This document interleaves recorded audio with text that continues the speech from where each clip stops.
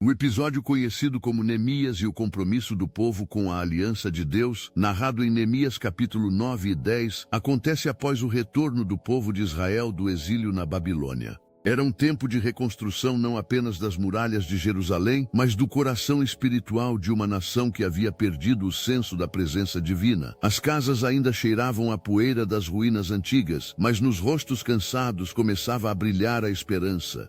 Neemias, o governador piedoso, e Esdras, o escriba, guiavam o povo não mais para uma guerra, mas para um recomeço espiritual. Naquela manhã, o sol despontava sobre as ruínas restauradas da cidade. O povo se reuniu na praça vestindo roupas simples, alguns com a cabeça coberta de cinzas, num sinal de arrependimento. Havia um silêncio profundo antes que Esdras abrisse o rolo da lei.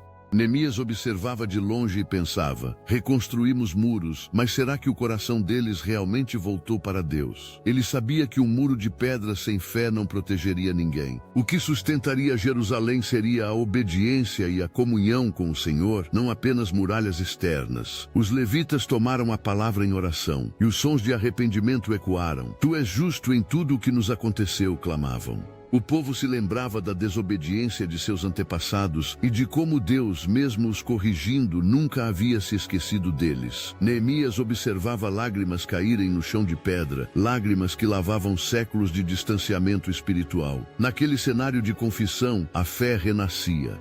Uma jovem chamada Malca, uma tecelã de Jerusalém, segurava as mãos de seu filho enquanto repetia palavras de confissão junto com a multidão.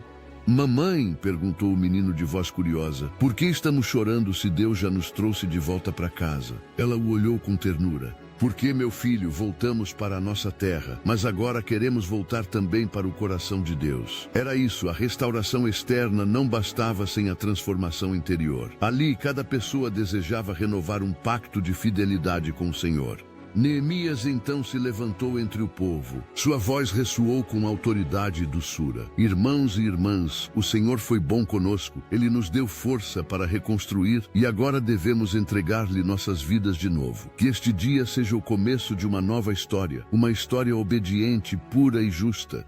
Esdras se aproximou e abriu novamente o livro da lei. As palavras soaram antigas e eternas. Ao ouvir, o povo se curvou em reverência. Era o eco da obediência ressurgindo num povo cansado de quedas. Naquela noite, Neemias caminhava pelas ruas silenciosas da cidade.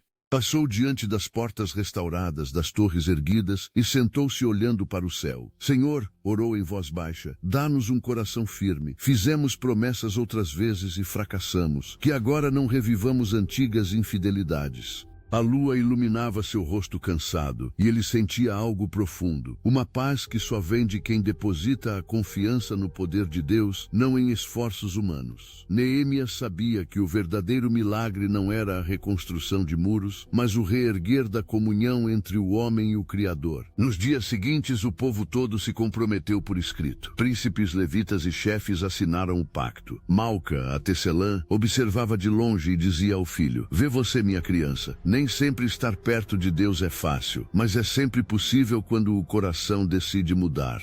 O menino sorriu. Eu também quero prometer, mamãe. Ela acariciou a cabeça dele. Prometa viver de forma justa, prometer amar. Isso é o que Deus quer de nós. As palavras dessa mulher simples ecoavam a essência da fé. Pequenas fidelidades diárias que constroem um testemunho verdadeiro. Neemias anotava tudo com cuidado. Em seu coração compreendia que não bastava exigir mudança. Era preciso inspirá-la. Ele lembrou os tempos na corte do rei persa, quando tudo parecia impossível. Reconstruir Jerusalém parecia um sonho inviável. E agora o impossível estava diante dele, não em muros erguidos, mas em corações abertos. Foi o Senhor, murmurava consigo mesmo. Somente o Senhor poderia fazer isso. Dias depois, durante outra reunião, um homem idoso aproximou-se dele. Neemias, disse em tom trêmulo, sou dos que voltaram do exílio. Vivi muitos anos longe desta fé e ensinei aos meus filhos o medo, não a esperança. Agora escuto estas palavras e me pergunto, será que Deus ainda pode me aceitar?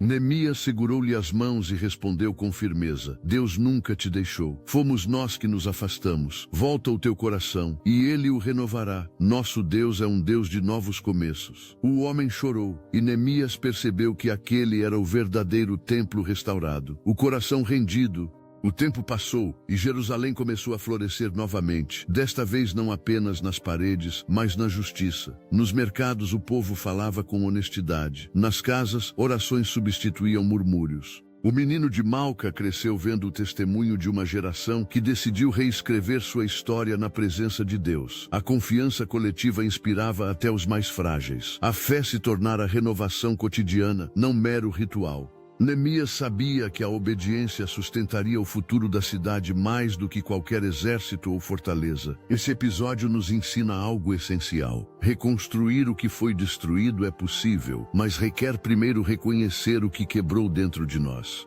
Assim como Neemias liderou o povo não apenas a erguer muros, mas a restaurar o espírito, cada um de nós é chamado a permitir que Deus reconstrua nossa fé e nos ensine a andar outra vez em retidão. Quando a alma volta ao seu verdadeiro fundamento, a graça e a fidelidade de Deus, até as ruínas mais antigas, se transformam em lugares de esperança. Talvez como os israelitas diante do templo restaurado, você também sinta que reconstruiu partes da sua vida, mas ainda falta paz interior. Este é o momento de erguer novos pactos. Deus continua chamando corações ao arrependimento e à comunhão. Ele não se esquece daqueles que o buscam de todo o coração. Se você abrir espaço para ele habitar em sua história, descobrirá que as ruínas podem se tornar testemunhos da graça. Neemias acreditou nisso, Malca e seu filho acreditaram também. E hoje o mesmo convite chega até nós. Que cada decisão, cada oração, cada pequeno gesto de obediência fortaleça os alicerces da fé. E quando parecer que o mundo lá fora está desmoronando, lembre-se, o Senhor ainda levanta muros de esperança dentro de nós. Se você gostou, curta e compartilhe esta história para que mais pessoas sintam o poder da restauração que vem de Deus.